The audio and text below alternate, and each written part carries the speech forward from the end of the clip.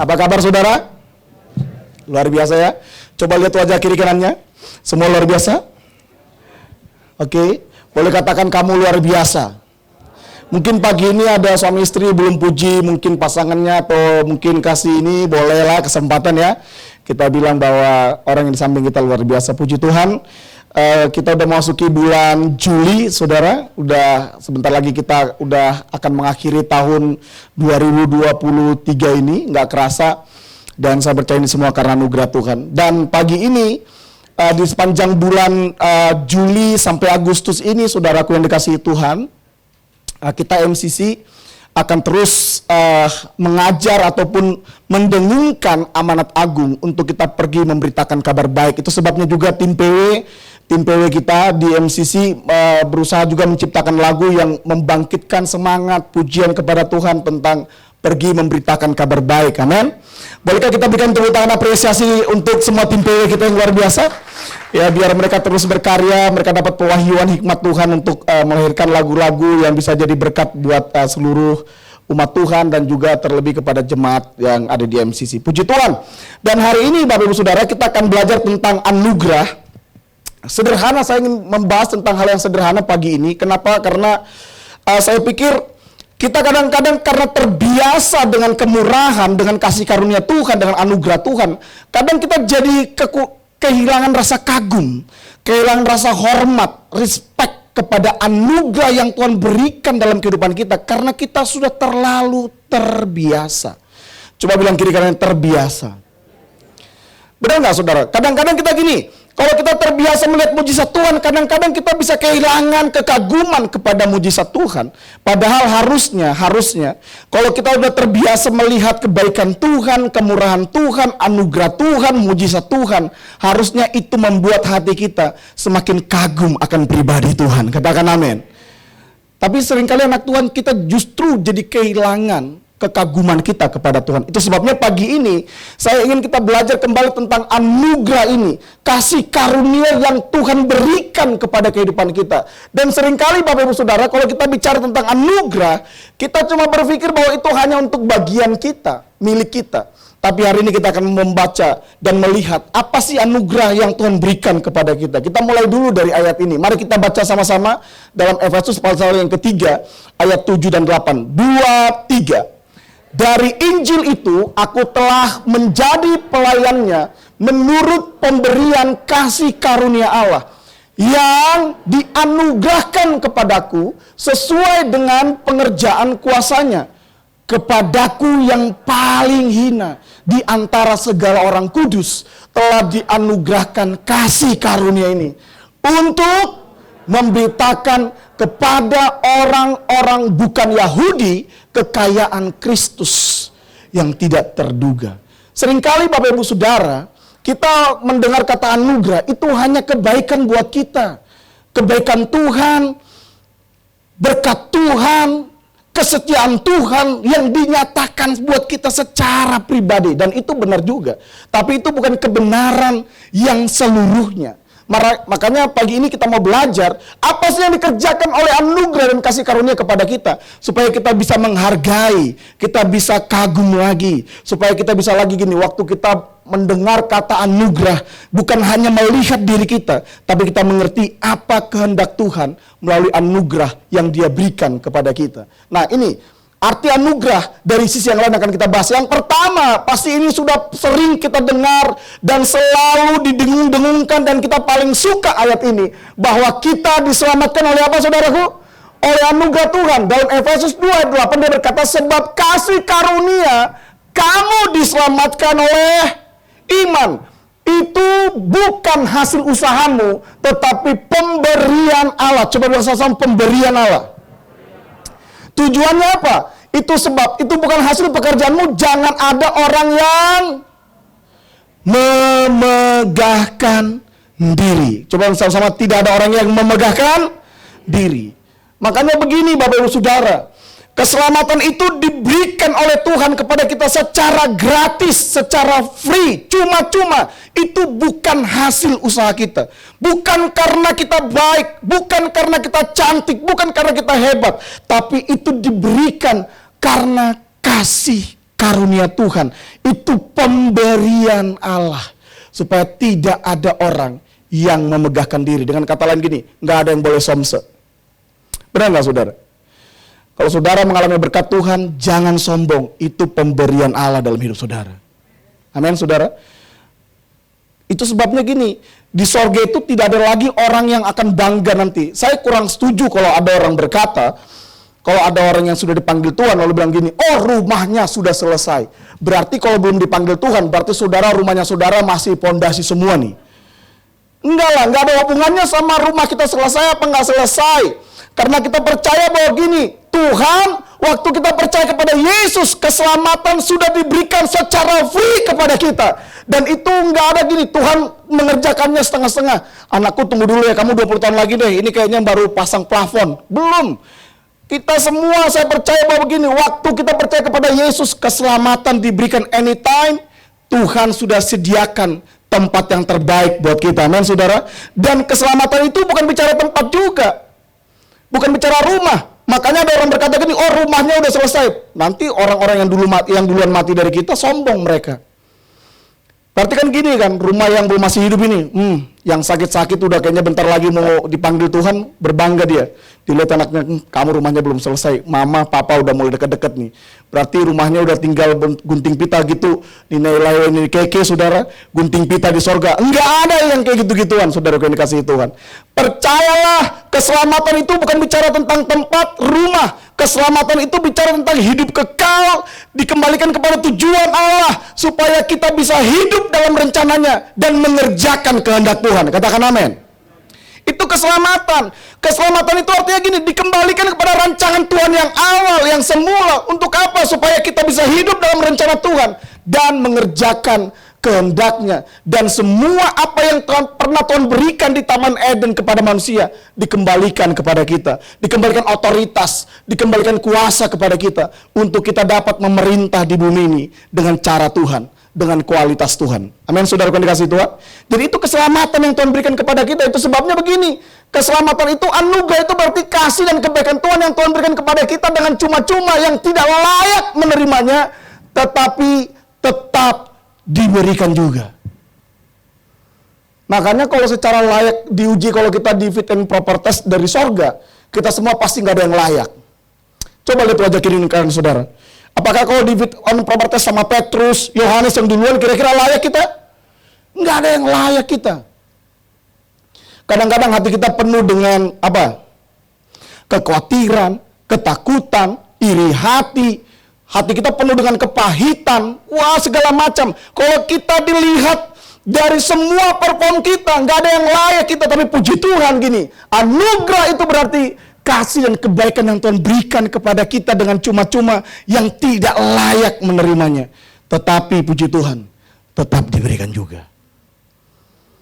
Kalau saudara layak menerimanya, itu bukan anugerah namanya. Itu berarti saudara dapat gaji. Benar ya saudara ya? Benar gak? Kalau saudara kerja, dan saudara tiba-tiba udah kerja, udah melakukan sesuatu yang terbaik, dan tiba-tiba perusahaan bilang gini, Pak, Bu, kamu dapat anugerah. Jadi kita nggak bayarkan lagi ya saudara. Itu namanya bukan anugerah. Saudara pasti akan demo, saudara tuntut perusahaannya pasti. Karena ini saya bekerja.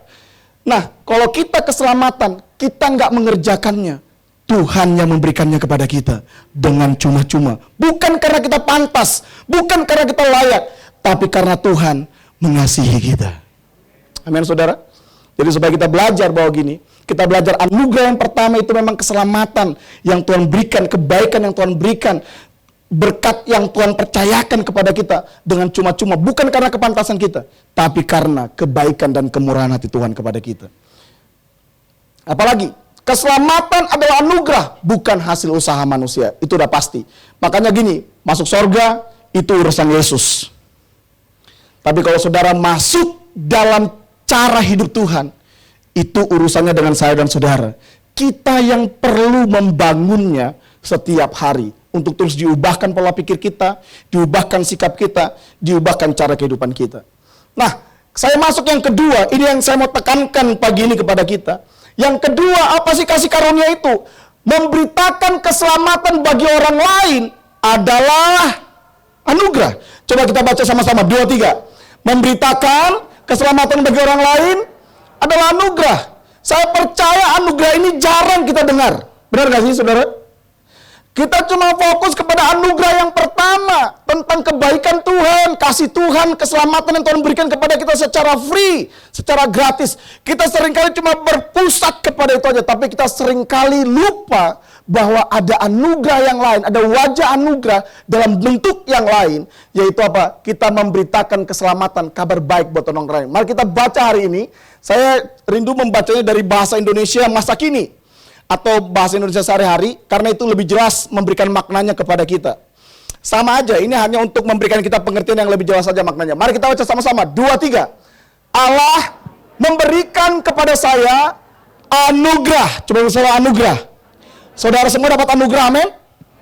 Apa yang diberikan anugerah apa? Yakni tugas. Coba bersama tugas. Ternyata gini, tugas itu juga anugerah dari Tuhan ternyata. Tugasnya apa? Untuk menyebarkan kabar baik itu. Dengan kata lain, kata Injil. Kabar baik itu Injil. Kabar baik. Sama itu. Injil adalah gospel, itu artinya kabar baik. Saya menerima anugerah itu melalui kuasa Allah yang bekerja di dalam diri saya. Di antara seluruh umat Allah. Apa katanya? Sayalah yang paling hina. Terus, namun Allah memberikan kepada saya karunia. Diulang lagi. Ini jadi Tuhan memberikan lagi anugerah. Karunia. Apalagi itu saudara? Tugas untuk memberitakan kepada orang-orang bukan Yahudi kabar baik mengenai kekayaan Kristus yang tidak ada habisnya. Saya belajar dari ayat ini, berarti sebenarnya anugerah itu bukan hanya sekedar kebaikan Tuhan buat kita, tapi anugerah itu juga begini, Tuhan mau pakai kita untuk memberitakan kabar baik bagi orang-orang yang belum menerima kabar baik. Katakan amin. Dan saya renungkan, saya secara pribadi juga kadang-kadang saya kalau bicara anugerah, jarang terpikir bahwa anugerah itu juga adalah memberitakan kabar baik buat orang lain. Paulus berkata, aku ini paling hina. Aku ini paling gak layak sebenarnya. Kalau ditinjau dari apapun, aku ini penganiaya jemaat. Aku ini orang yang paling bejat tadinya. Tapi puji Tuhan, anugerah Tuhan diberikan kepadaku untuk memberitakan kabar baik.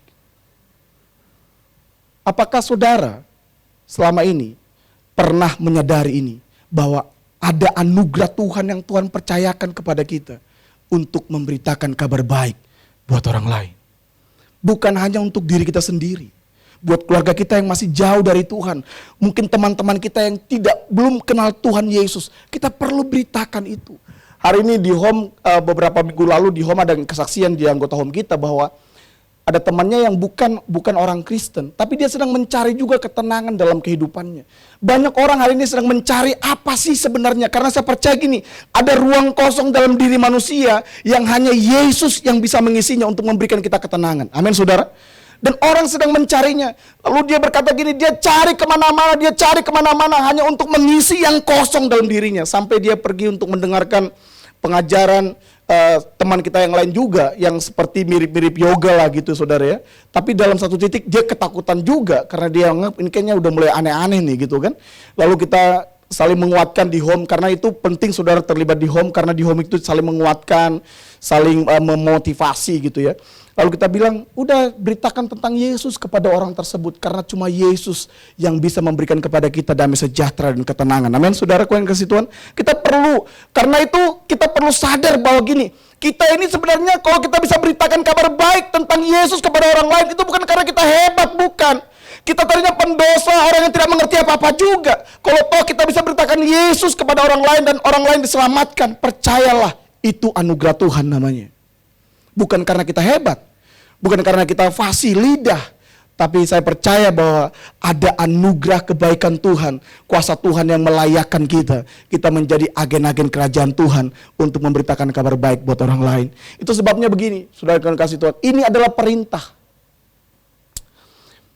Pergi untuk kita memberitakan kabar baik itu apa saudara? Bukan.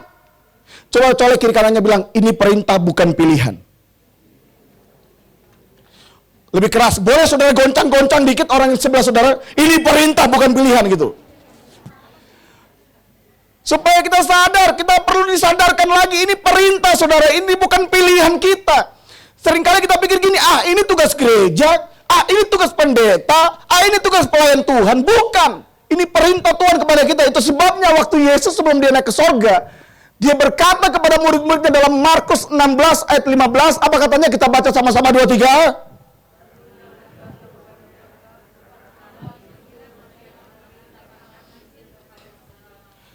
Pergilah ke seluruh dunia, beritakanlah Injil kepada segala makhluk, kepada semua orang. Beritakanlah Injil, beritakanlah kabar baik, beritakan Yesus Kristus yang sudah mati di kayu salib untuk menebus kita, menanggung dosa kita, dan menyediakan hidup yang kekal bagi setiap orang yang percaya kepadanya. Amin. Beritakan ini, saudaraku yang dikasihi Tuhan. Itu sebabnya di MCC kita sedang galakan juga 411, 411. 4 pertanyaan 1 jam dengan 1 kertas untuk melatih orang untuk penginjilan. Itu cuma cara saja, salah satu cara saja. Tapi kenapa kita coba lakukan itu? Untuk memperlengkapi setiap orang percaya untuk mereka pergi memberitakan Injil. Dengan cara apa? Minimal ada banyak orang kalau ditanya, kenapa kamu gak menginjil? Kenapa kamu gak memberitakan Yesus kepada orang? Yang pertama, malu. Benar gak saudara? Yang kedua apa? Yang paling banyak, takut ditolak. Setelah takut ditolak, apalagi? Takut dipenjara. Benar ya saudara? Nanti kristenisasi. Makanya begini, waktu kita kabarkan berita baik, jangan pernah bawa agama.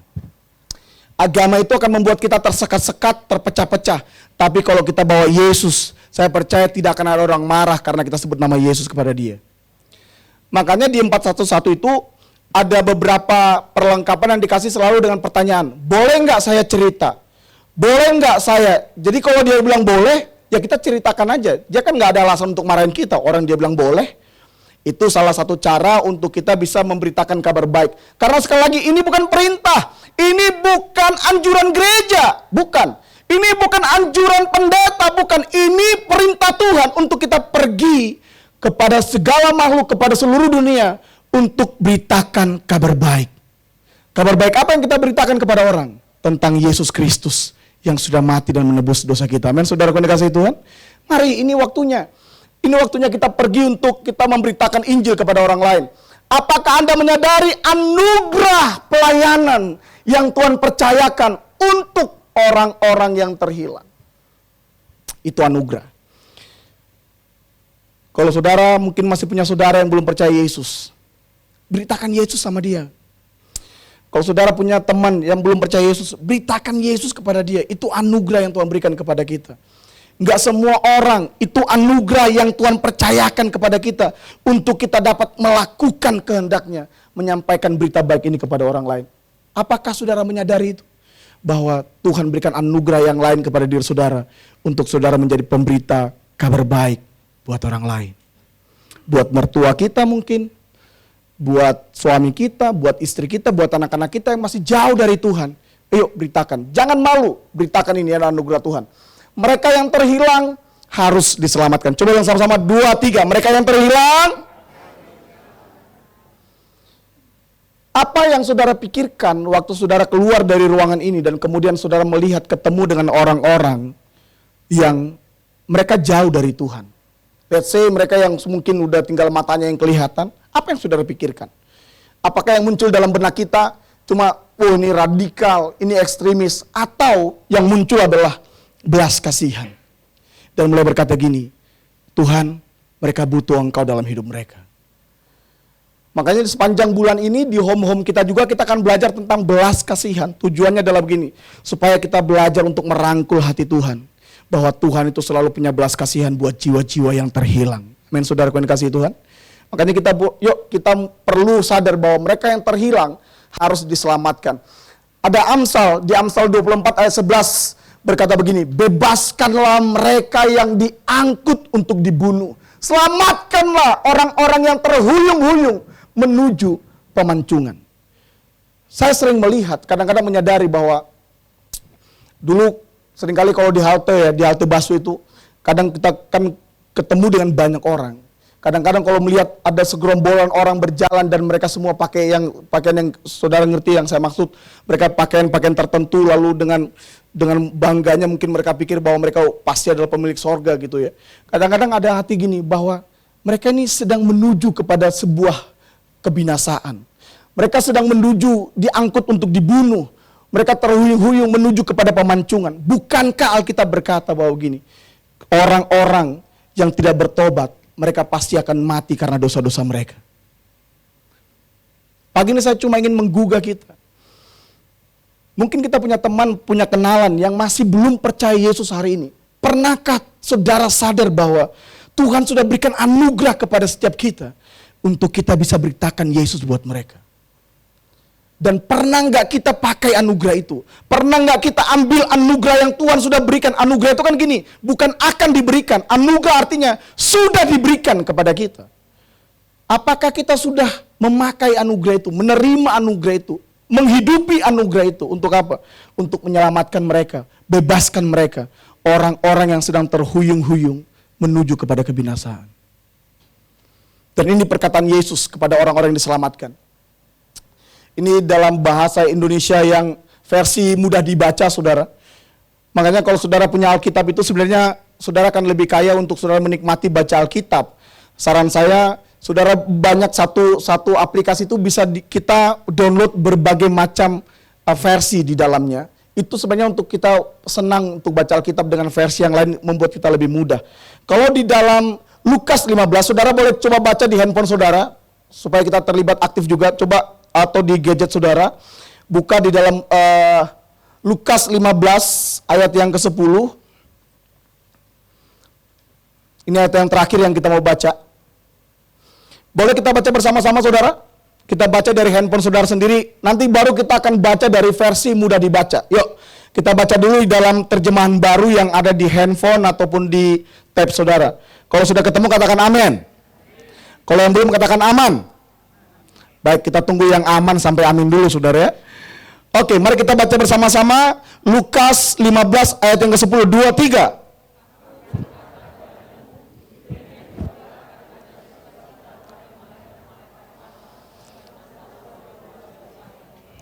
Itu dia. Jadi katanya ada sukacita pada malaikat-malaikat kalau ada satu orang yang bertobat. Nah, versi mudah dibaca ini lebih menyenangkan. Dia berkata begini, aku berkata kepadamu. Siapa yang berkata nih? Bukan aku, maksudnya akunya ini siapa saudara? Akunya siapa nih yang ngomong aku berkata kepadamu? Siapa yang ngomong ini? Tuhan Yesus. Jadi Tuhan Yesus bilang kepada murid-muridnya begini, aku berkata kepadamu, begitu juga terjadi di mana? Di sorga. Apa yang terjadi di sorga? Malaikat-malaikat Allah akan bersuka cita apabila ada seorang yang berdosa bertobat.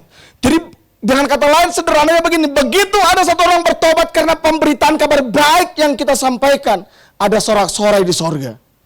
Ada sukacita di sorga, amin. Sorga akan bertempuk riuh dan berkata gini, hari ini ada orang yang diselamatkan lagi. Darah Yesus yang sudah dicurahkan itu nggak percuma, nggak sia-sia. Orang diselamatkan lagi.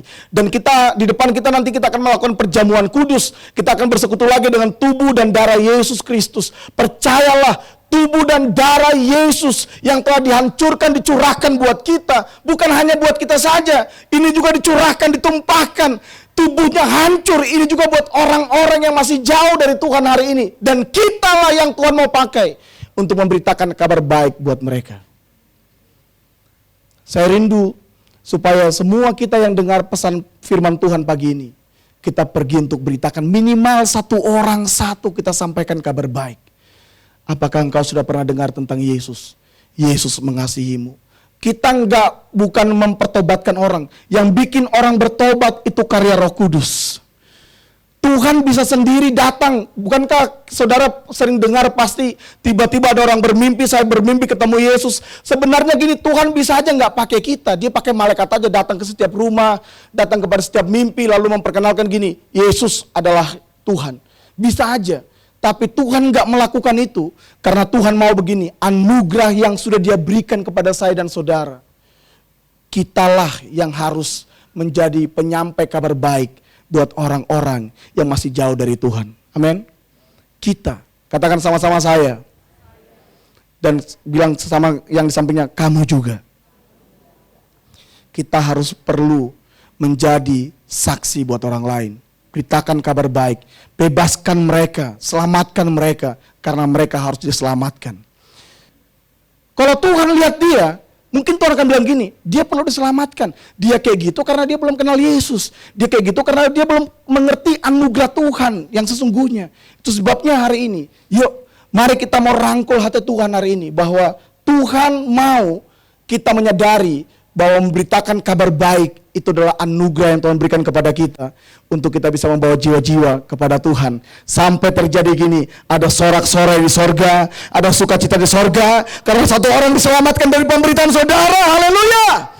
Kita mau seperti gini, semua kita menjadi pemenang jiwa. Bukan untuk gereja kita banyak, bukan. Supaya gini, supaya sorga dipenuhi dengan sorak-sorai, sukacita. Karena pertobatan jiwa-jiwa yang hilang dan sekarang mereka ditemukan.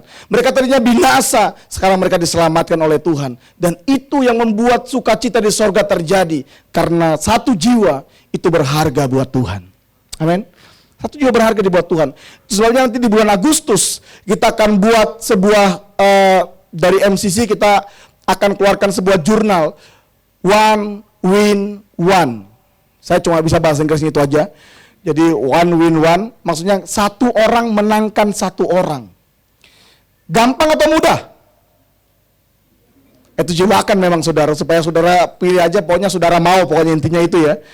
Saya percaya gini, pasti Roh Kudus akan mampukan kita. Bukankah kita berkata, kalau saudara nggak mau, Tuhan bisa pakai batu-batu katanya.